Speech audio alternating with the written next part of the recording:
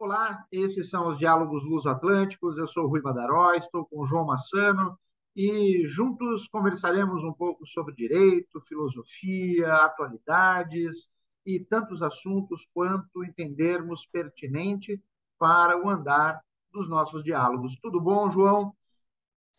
Tudo bem, Rui? Tudo bem por aí também em São Paulo, presumo, pelo teu bom aspecto. Sim, aqui estamos em interior de São Paulo, Sorocaba, tudo caminhando a mil maravilhas, com um tempo muito bonito hoje. E, enfim, João, qual é a notícia que nos traz nos nossos diálogos de hoje? Eu hoje queria falar sobre uma situação em que tive o gosto de dar uma entrevista à CNN que tem a ver com a forma como as pessoas encaram o facto de alguém numa relação poder ter acesso ao telemóvel ou ao computador pessoal da pessoa com quem vivem, com quem namoram, com quem têm um tipo de relação mais próxima. Porque, de facto, eu nessa entrevista acabei por ser confrontado com, mais uma vez, a ligação entre o virtual e o real e a forma como as pessoas olham para o virtual e olham para o real. Ou seja, a questão que se levantava era se era admissível alguém que suspeita de uma traição por parte do companheiro ou da companheira poder aceder ao seu telemóvel, ao seu computador pessoal ou outro meio qualquer, onde pudesse verificar a existência desses indícios. E o que aconteceu foi, eu comecei a pensar durante a nossa conversa, e cheguei a uma conclusão que não deixa de ser curiosa, que é, nós já tivemos a falar sobre a questão da moral, do direito e das suas relações, e aqui eu acho que estamos outra vez perante a mesma situação, em que se essa pessoa que vai intrometer-se, entre aspas, e tentar obter provas de uma traição e descobrir algo que indicia a existência dessa traição, eu tenho a certeza absoluta, aliás, no caso que me foi relatado durante a entrevista, que serviu de base até à peça jornalística, isso também é reconhecido, nunca a pessoa que vê a sua privacidade invadida diz, atenção que isto é crime, tu não podes chegar ao meu telemóvel e verificar isto, aquilo e aquilo outro. Não, a pessoa vai tentar defender-se em relação à suposta e alegada traição e não vai falar da única coisa que é crime, que é a invasão da sua privacidade, a violação dos seus dados pessoais. E esta é uma questão que nos deve levar a pensar em que o direito tem uma penalização criminal para uma situação que é a intrusão, o acesso ilegítimo aos dados num computador, num telemóvel, o que for, e a situação que não é criminalizada, que é, entre aspas, a tal traição numa relação em que o que ressalta em termos de estigma social de forma mais elevada não é a invasão da privacidade, é a traição. Ou seja, eu tenho a certeza absoluta que em 10 pessoas que se fala sobre esta situação, nenhuma delas vai ligar à questão da invasão desde que a pessoa tenha conseguido descobrir a traição e tenha descoberto, perdão, que estava a ser enganado. E essa é uma questão que nos deve fazer pensar, em que há uma dissociação clara entre o direito e o que a sociedade pensará numa situação destas. Porque eu diria que neste momento nós estamos entre dois mundos, ainda a tentar perceber como é que vamos ficar nesta ponte entre os dois, em que o que é real, e o real é entre aspas, ainda tem mais peso do que é virtual. Por exemplo, se eu entrar na casa de uma pessoa para obter algum tipo de informação, de dados ou coisa que o valha, toda a gente me vai criticar e serei socialmente censurado. Se eu entrar no telemóvel de alguém para descobrir que a outra pessoa tinha praticado um crime, já não sou criminalizado socialmente. E esta é uma questão que é muito relevante, porque ainda se continua a ter, não obstante a quantidade de dados pessoais que nós temos, mais até do que na nossa casa física, a quantidade de dados pessoais que nós temos nestes dispositivos eletrónicos é muito maior, incomparavelmente superior, e mesmo assim nós não temos essa noção. Ou seja, nós ainda encaramos o físico como algo mais atentatório. E não é. E não é. Neste momento é mais atentatório para ti, para mim, chegarem ao conteúdo do meu telemóvel, por exemplo, do que virem à minha casa. Expõe-me mais do que se, por exemplo, viesse à minha casa. Esta é uma questão que eu acho que revela a forma como a sociedade ainda não está totalmente ciente da importância do virtual. Eu diria que o virtual ainda é algo que é virtual mesmo, mas não é, já é bem real e já está nas nossas vidas. Nós temos falado sobre isso, temos falado sobre a consumção do real pelo virtual. As pessoas estão a substituir relações reais e contactos iniciais exploratórios numa relação por contactos numa rede. E as pessoas estão a relacionar-se através das redes, mas ainda não têm bem consciência do que significa o virtual. E isto deve nos levar a todos a pensar como é que a sociedade vai adequar os seus valores e como é que o direito vai adequar os seus valores e conseguir conformar a sociedade. Como todos nós sabemos, e tu és um eminente advogado, sabes perfeitamente que o fim do direito é normalizar comportamentos, é prescrever comportamentos e ensinar, entre aspas, só dizer às pessoas isto é aceitável, isto não é aceitável, devem comportar-se assim, devem comportar-se de outra forma. E neste caso, temos uma dissociação clara entre o que o direito prescreve e o que socialmente ainda é relevante. E isto é que é, porque temos um comportamento criminalizado e temos um comportamento não criminalizado, mas estigmatizado socialmente. E o que se passa é que, neste confronto, neste caso específico, aliás, eu tenho falado com pessoas depois da entrevista e o que eu verifico é, não, mas se a pessoa traiu, é normal que ele tenha o direito de vir o telemóvel. Eu diria quase que a partir do célebre processo em Portugal, que foi conhecido pelo nome do arguido, que era Rui Pinto, em que também houve uma intrusão ilegítima nos computadores de clubes de futebol, em que ele descobre várias sessões ilícitas desses clubes e dos seus dirigentes. Desde essa altura, que eu quase que me arriscaria a falar numa glorificação do acesso indevido a dados, desde que justificados pela descoberta da verdade. Ou seja, é a tal situação de os fins justificam os meios. Tudo o que sirva para descobrir os mafiosos, os criminosos, aqueles que praticam condutas censuráveis, é justificado desde que se consiga apanhá-los. E isto deve nos fazer refletir, porque estamos numa sociedade claramente finalista, em que tudo parece ser legítimo desde que o resultado final seja aceitável. João, gozado. Tocaste em dois pontos que são bastante interessantes e demandariam uma reflexão com maior profundidade de nossa parte. Chegamos em um momento na sociedade atual, na era em que vivemos, a era eminentemente digital, sociedade da informação, em que nós estamos na encruzilhada, ou na ponte, não vou dizer encruzilhada, mas numa ponte entre o mundo real e o mundo virtual. E nós ainda, nós, no sentido do senso comum, genérico, generalista, ainda não nos demos conta das diferenças existentes entre o mundo real e o mundo virtual. E o quão plasmados esses mundos já estão nos dias atuais. De forma orgânica, é possível afirmar que já há pontos de conexão entre eles que não é possível diferenciar um do outro. E aí mora a minha preocupação e também o perigo. O perigo porque o direito, como bem sabe, ele precisa de um tempo para se adequar às situações reais e construir a norma.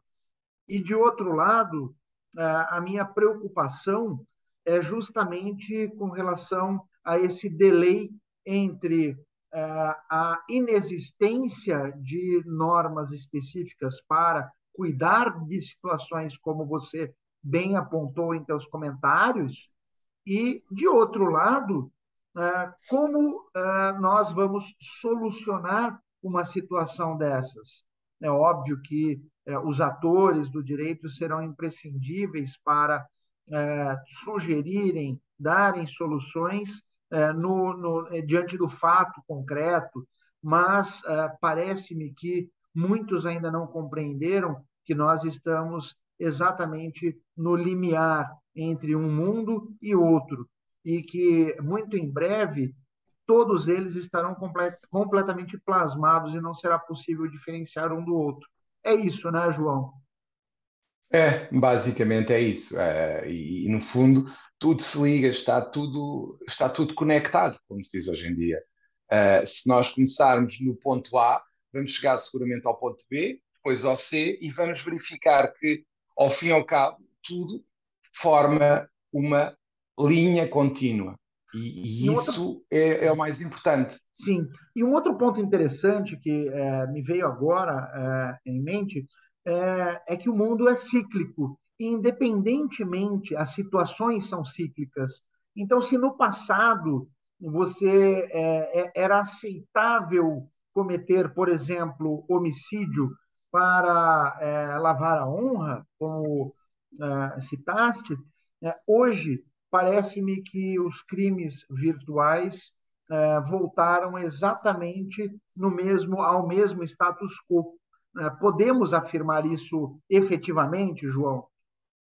Eu creio que efetivamente podemos, porque houve uma altura em que, como tu também bem sabes, em que era admissível o marido traído cometer homicídio passional, ou seja, matar a mulher e o amante ficava desculpado pela traição.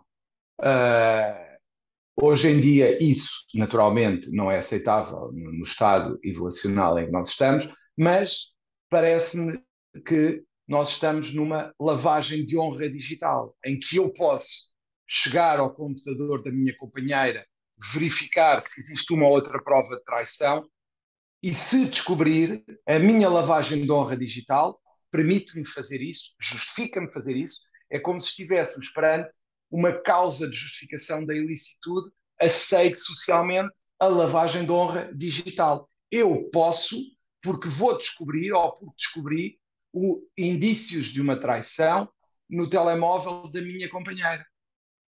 Pois, realmente, mais uma vez, em nossos diálogos, eu sou obrigado a afirmar: vivemos tempos estranhos. E não é Sem dúvida. somente essa situação, João. Aliás, sobre essa situação, lembrei-me de um filme, aliás, um livro, né, do Alexandre Dumas, O Conde de Monte Cristo, em que um dos personagens, não o Edmond Dantes, mas o seu amigo, entre aspas, né, que me foge o nome agora, ele seguidamente ao longo do filme, para lavar a sua honra, duelava com terceiros personagens. E nos dias atuais, nós temos situações, como você bem apontou, que são semelhantes a esse tipo de postura. E podendo mudar de Rui, assunto, oi, João, se diga. me permites só dizer uma coisa que eu acho que é relevante, é que nós no virtual estamos a viver o domínio da justiça privada, em nome da minha defesa. Pois, e no virtual, João, para além, e emendando o teu comentário, as pessoas criam coragem, uma coragem que parece-me no mundo real não possuem. Seja numa conversa, numa rede social, num grupo de WhatsApp, Telegram, ou qualquer que seja o aplicativo, enfim, a rede social, as pessoas têm uma coragem, uma facilidade de dizer tudo sem qualquer tipo de filtro, sem qualquer barreira e sem a mínima reflexão sobre a consequência de suas afirmações. Isso é demasiado perigoso e pode nos conduzir a situações das mais absurdas possíveis. Recentemente, João, numa conversa de WhatsApp num grupo com vários atores do direito, professores, enfim, atores das mais diversas áreas do direito, simplesmente sem filtro, uma pessoa faz um comentário para outra, um comentário pejorativo, preconceituoso, tangenciando o racismo, e a outra retorque o comentário com algo mais pejorativo ainda, algo assim, de repente, duas pessoas em tese civilizadas, duas pessoas com formação, com títulos, com carreiras brilhantes, estavam num ringue, né, a lutar Uhum. boxe e Sim, vociferando palavras que tangenciavam o ilícito. claro. Sem dúvida, sem dúvida. Mas peço desculpa pela interrupção, Rui. Não, foi ótimo. Ias falar do teu livro? Pois, João, nesses últimos dias, eu já havia lido no passado um livro do Thomas Mann, As Confissões do Impostor Felix Crew. É uma história, um enredo aí infanto-juvenil ou juvenil, mas o conteúdo dele foi transformado em filme recentemente pelas mãos aí de uma produtora alemã. E o filme basicamente conta a história de um jovem burguês alemão de Frankfurt que, tendo perdido tudo porque o pai não soube gerir as finanças e tirou a própria vida, é obrigado a viver com a mãe e o então amante, que porventura era padrinho do menino, numa pensão que era gerido por sua própria mãe. E ao atingir a idade adulta, ele evade-se da Alemanha, vai para Paris e lá passa a trabalhar num hotel. E daí vem todo o enredo da história, em que, num determinado momento, ele, ao conversar com um marquês, eles entendem que para solucionar uma situação deveriam trocar os seus papéis e assim o fazem, de modo que o menino, que era o jovem burguês que havia perdido tudo, assume o papel do jovem marquês e o marquês, para atingir o seu intento, passa a viver a vida desse jovem menino. E ao longo do filme há passagens em que um professor se apresenta ao tal do Félix Crew, o tal do impostor, e justifica, pergunta o porquê da preocupação dele, da infelicidade, e justifica as posturas desse jovem por meio dos imperativos categóricos do filósofo Immanuel Kant. Aliás, usa de todo o idealismo alemão para justificar as posturas adotadas por o menino ao longo da vida, demonstrando que não basta interpretar um papel, é preciso viver a vida, e a beleza da vida encontra-se do início ao fim no conhecimento. E quem detém o conhecimento detém efetivamente a possibilidade de atingir a sabedoria. Seria Sim. basicamente isso. Esse filme chamou bastante atenção, como disse, baseado em um livro, e fica a dica para os nossos ouvintes do podcast e os que nos acompanham no YouTube, João. Eu sobre o que tu disseste, para não me alongar muito, só digo o seguinte: o ouro do futuro poderá ser o pensamento, ou seja, numa época em que ninguém parece fazer reflexões críticas, ou muito pouca gente o faz, eu diria que quem conseguir pensar, quem conseguir refletir, tem mais hipóteses de ser bem-sucedido hoje e no futuro. Portanto, acho que devemos apelar a que pensem pela vossa cabeça, a que tenham as vossas ideias e não se limitem a ir atrás da corrente, porque muitas vezes atrás da corrente não está a melhor solução. E isso parece-me ser fundamental que seja percebido. Pois, E é pronto, Rui, exatamente isso. por hoje chegamos ao fim e voltamos na próxima semana e até lá. Um grande abraço a todos e até o próximo Diálogos Luso-Atlânticos.